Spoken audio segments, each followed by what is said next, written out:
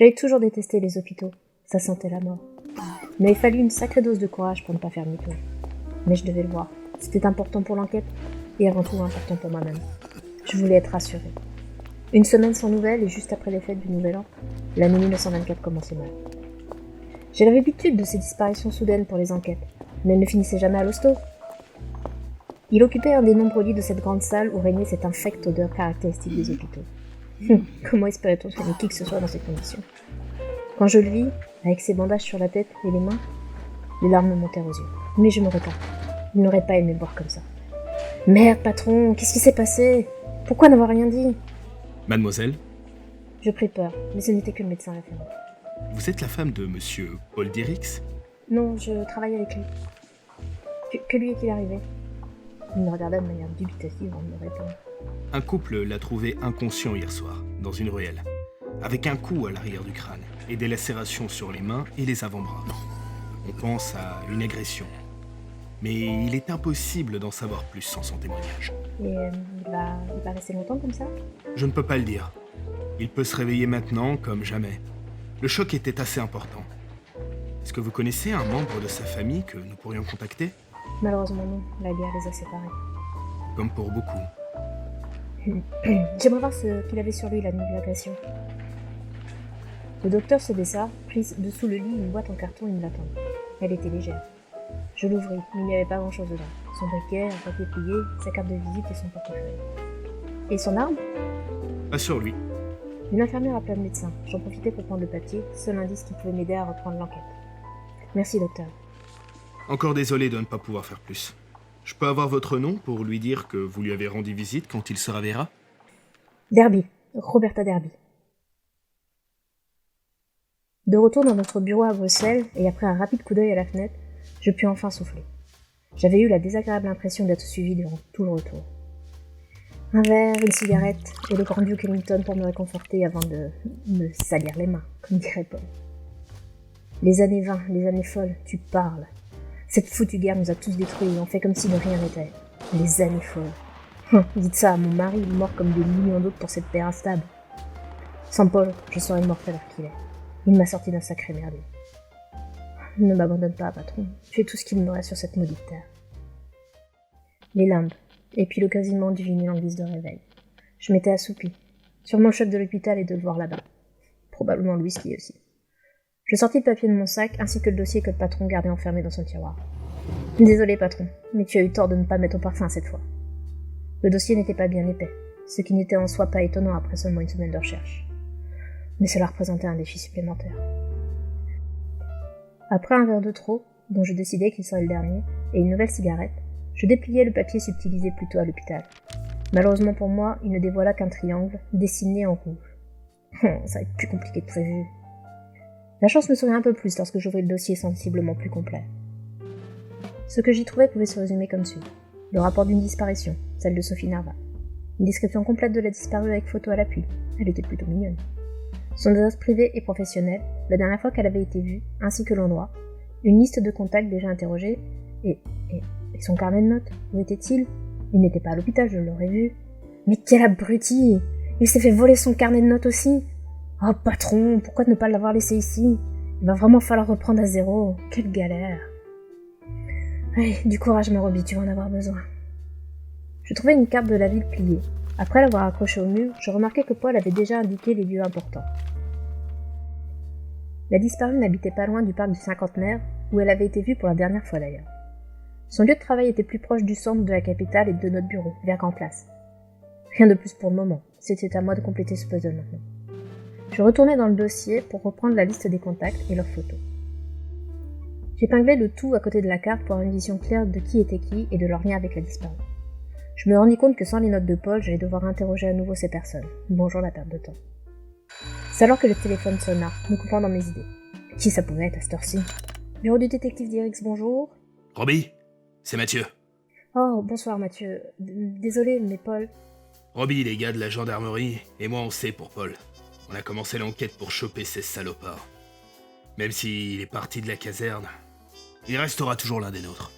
Le retour des larmes, mais ce n'était pas le moment. Il y avait plus urgent. Merci Matt. Vous avez trouvé quelque chose? Je l'entendis souffler. Il n'avait rien. C'était trop tôt. Non, Robbie, rien pour le moment, c'est trop tôt. En revanche, concernant la disparue, tu auras la visite de Gustave Rinsart demain matin. Il pourra peut-être t'aider. Je me dirigeais vers les photos. Rinsart était le témoin qui a vu Sophie pour la dernière fois. Mathieu continuait de parler. Après avoir lu notre rapport, Paul a préféré l'interroger lui-même. Tu sais comment il est, hein.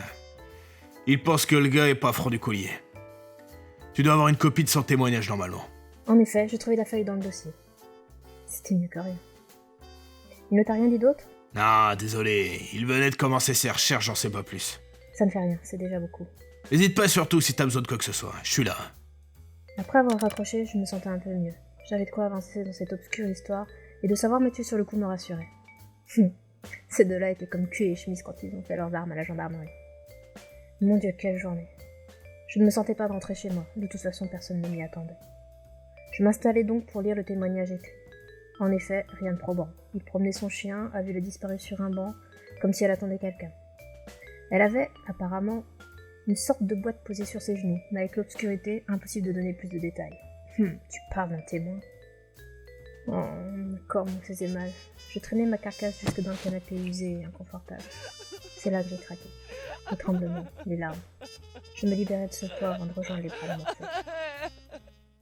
J'étais dans un couloir sombre et étroit en pierre. Comment étais-je arrivé là ? J'avançais à tâtons pour ne pas tomber. Ma tête me faisait mal et j'entendais mon cœur battre dans mes oreilles. Un martèlement incessant qui augmentait à chacun de mes pas. Je vis au bout une lueur rouge. J'avais peur. J'étais comme attirée par cette lumière. Étais-je morte ? J'avais la sensation que mon cœur allait exploser tellement il battait de plus en plus fort. Enfin, j'étais dehors, une grande plaine grise. Il n'y avait pas de soleil, ni de verdure ou d'animaux. Il n'y avait rien à part moi. Tout était calme et silencieux. Je cherchais la lueur rouge, elle était au-dessus de moi, un tas de pierres rouges sang en lévitation. On aurait dit une pyramide gigantesque. Elle irradiait de l'intérieur, la lumière se faisait plus intense, je ne pouvais plus bouger. Les battements étaient de plus en plus forts. Je hurlais de terreur. Je me réveillais en sursaut. Un foutu cauchemar, j'étais en sueur. Je pris un peu de temps avant de me rendre compte qu'on frappait à la porte. Merde, le témoin. Un instant, j'arrive. Je ne ressemblais à rien du tout, il ne devait pas me voir comme ça. J'entrouvrais à peine la porte de quoi glisser ma tête. L'homme parut surpris. Je lui offris mon plus beau sourire. Bonjour. Bonjour, vous devez être monsieur Rinsart. Installez-vous, je suis à vous dans 5 minutes. Je jouais les contorsionnistes pour lui indiquer les chaises dans le couloir. Il me regarda comme s'il voyait une femme pour la première fois avant de prendre place. Pas étonnant avec la tête que je devais avoir. Je fonçais dans la salle de bain, 10 minutes et je ressemblais enfin à quelque chose. Merci à moi-même de laisser des vêtements de rechange ici. Je rangeais en vitesse le dossier, le whisky et tout autre désordre de la nuit avant de l'accueillir enfin dans notre bureau. Je vous en prie, installez-vous. L'homme regardait autour de lui. Il doit chercher mon amant. Il fixa un instant la carte de la ville accrochée sur le mur. Nous sommes en tout début de l'enquête, c'est pour ça que vous êtes là. Je pensais avoir rendez-vous avec Monsieur Dirix. Il a dû partir pour la matinée. Ah, si vous le dites. Encore un qui va égayer ma journée. Bien, monsieur Rinsart, j'ai lu votre témoignage, mais pouvez-vous me raconter avec vos mots ce qui s'est passé ce soir-là ? Mais j'ai déjà tout dit aux gendarmes. Monsieur Rinsart, comprenez que si nous insistons autant sur votre témoignage, c'est qu'il est d'une importance capitale. La flatterie, mon arme secrète. Tu devrais essayer, Paul. Ah. Bien. Si je peux vous aider, alors... Bingo. Vous n'imaginez pas à quel point.